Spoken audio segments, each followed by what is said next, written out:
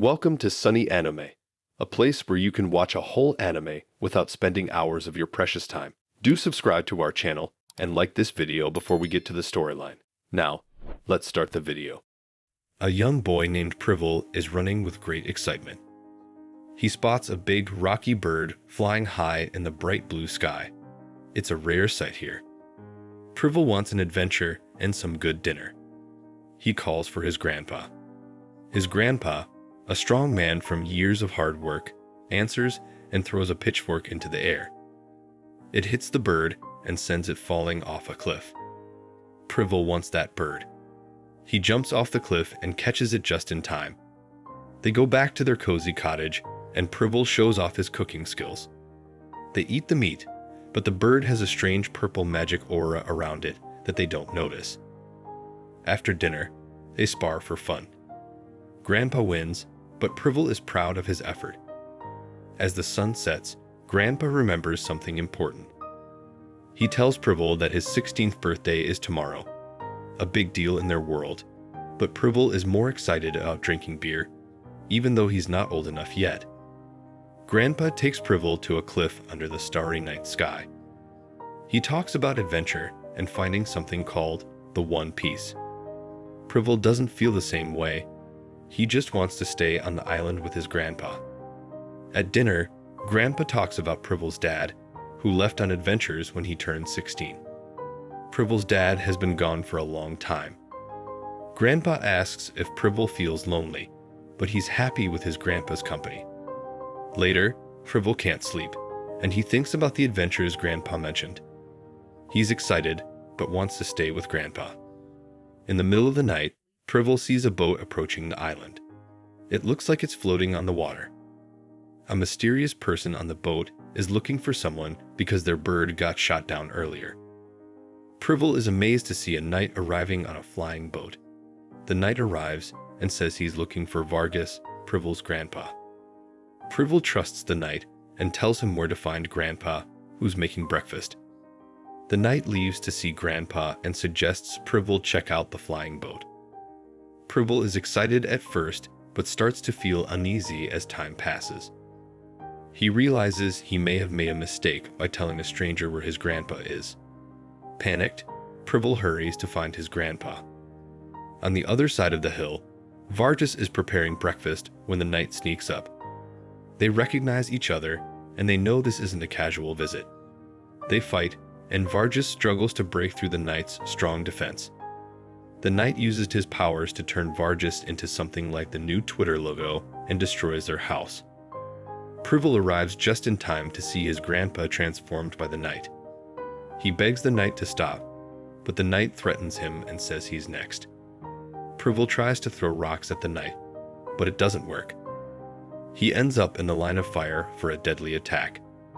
But Grandpa shows up and prevents the knight from attacking.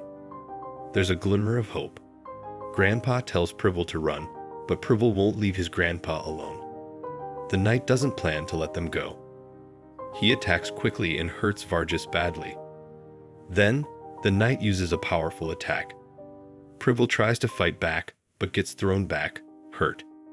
Privel looks up at the sky as the first snowflakes fall, a calm contrast to the scary scene. In his last moments, Vargas, fading away, asks the knight why he attacked. The knight says there was a prophecy about Lord King Arthur's downfall by the Knights of the Apocalypse, and he didn't know who they were, so he thought taking out Vargas was necessary. The knight insists he did it for a good reason. Privel gets up, shocked at how he's still okay after the big blast. He feels guilty for not protecting his grandpa. But Privel is more concerned about his grandpa's strange condition after the attack. Vargas tells Privel not to worry about protecting someone like him and to find someone more deserving. Privel feels like this might be punishment for wanting to stay on the island instead of having adventures. But Vargas was genuinely happy when Privel said he wanted to stay. Vargas, struggling to hold on, needs to tell Privel something important. He reveals that the knight who attacked them, Ironide, is Privel's father. Privel can't believe it, as he thought his father died when he was young. The idea that his dad would hurt his own son is hard to understand. Vargas knows he can't explain everything now, so he tells Privel to seek out Ironhide to find the full truth. Privel realizes he has to go on this journey alone, which is new for him. It won't be easy, but Vargas has taught him to be strong. The next day, Privel wakes up to find his grandpa has passed away. He buries Vargas and feels a deep sense of loss. While fixing the house, he finds a box with new clothes that Vargas made for his adventures.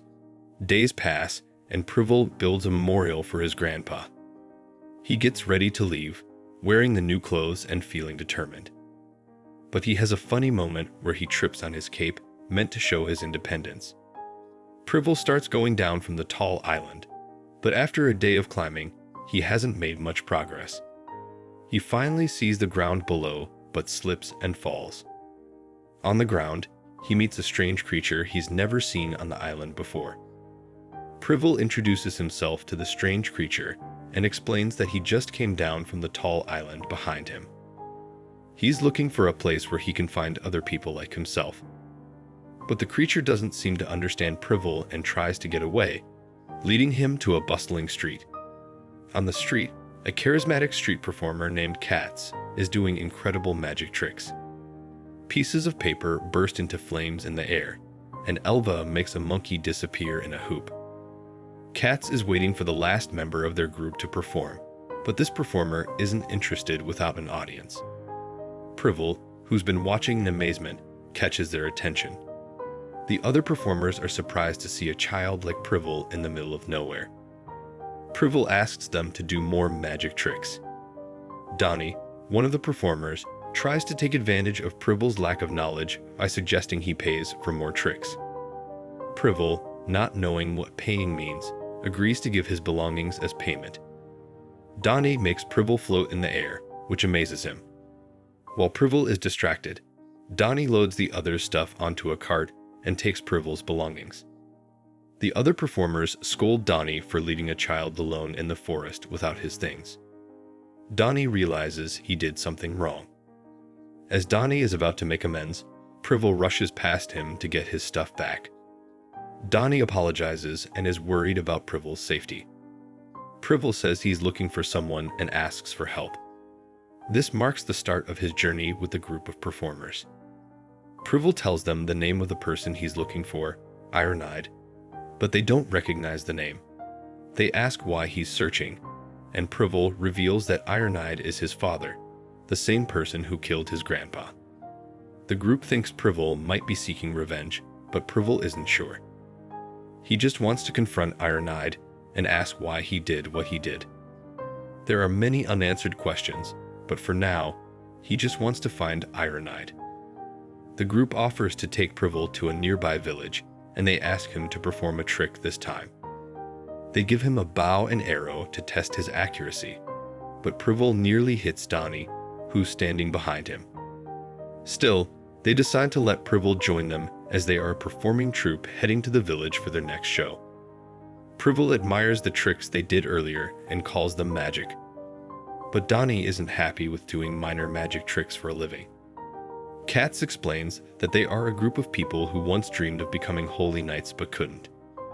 Privel remembers that Ironhide and his grandpa were holy knights, which surprises the group.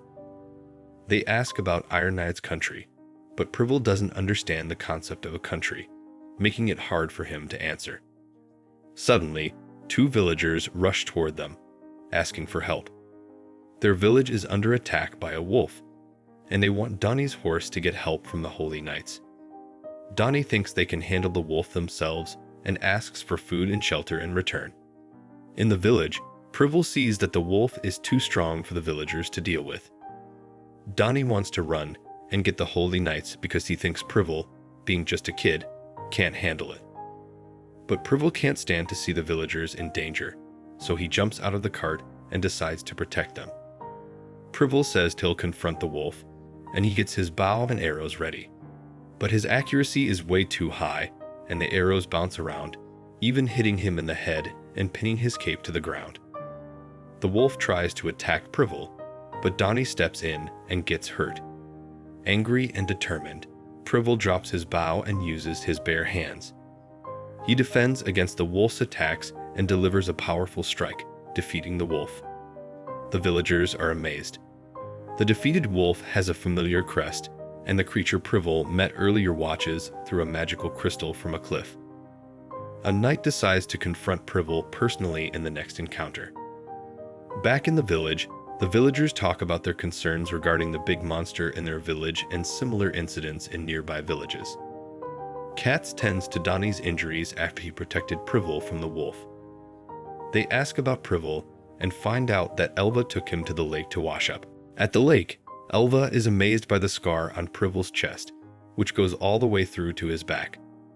It's a mystery how he survived such a wound just by sleeping. Elva comments on how mature Privel is for his age, but Privel is focused on something else. He feels a strange sensation rising within him. He thinks about Donnie, who protected him despite only knowing him for a short time.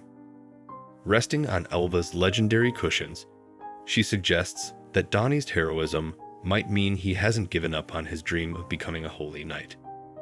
Privel, not knowing what a holy knight is, asks Elva about them.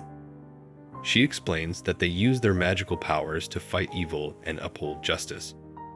When Privel asks about magic and how it's related to the tricks the performers did, Elva says it's basically the same thing, but mentions that their powers aren't strong enough to be holy knights. They return to the village, and everyone wants to celebrate Privel's bravery. They toast to Privel, and he finds the drink delicious. It's berry juice. Donnie wishes for alcohol, but Elva reminds him that he and Privel are both 16. Privel, realizing his age, makes Elva embarrassed due to their interactions in the lake. They continue the celebration. Privel asks the villagers if they know anything about Ironhide, but no one does. Frustrated, he shouts for Ironhide to show up. Elva says there's no point since Ironhide isn't here. Someone hears Privel yelling for Ironhide and mentions knowing the name. It's the Black Knight, who comes down from his floating shield. He's looking for the child who killed his familiar. He's surprised to see Privel alive because he was reported dead. The Black Knight asks if Vargas survived, but Vargas didn't make it. Katz recognizes the Black Knight as a holy knight and tries to persuade him to leave Privel alone. The Black Knight pushes Katz away, apologizing for hitting him too hard. Privel asks the Black Knight about his grandpa and Ironhide. The Black Knight, named Pigard, says he knew them both. Privel wants to know where Ironhide is, but Pigard praises Privel for being fearless in confronting a holy knight. They realize words won't solve their differences, and they prepare for a battle. The crowd wisely scatters to avoid getting caught in the upcoming battle. Privel charges at Pigard, who's surprised that Privel approaches without a weapon. Privel lands a kick and manages to push Pigard back despite his heavy armor. Pigard is impressed by Privel's potential and agrees to Privel's condition. If he wins, Pigard will tell him where Ironhide is. But Pigard adds his own condition. If he wins, Privel has to train with him to reach his full potential. Pigard hits Privel with his mace, but Privel blocks and counterattacks. Privel keeps attacking Pigard, and Pigard acknowledges his courage and determination to protect the weak. Pigard tells Privel to take the fight more seriously and to use magic if he won't use a weapon. Privel says he doesn't have any magic, surprising Pigard, but making him more determined to train Privel. Pigard starts punching Privel repeatedly, trying to make him give up and agree to training. Privel refuses to quit and takes the punches. The villagers watch, knowing they can't do anything to stop it.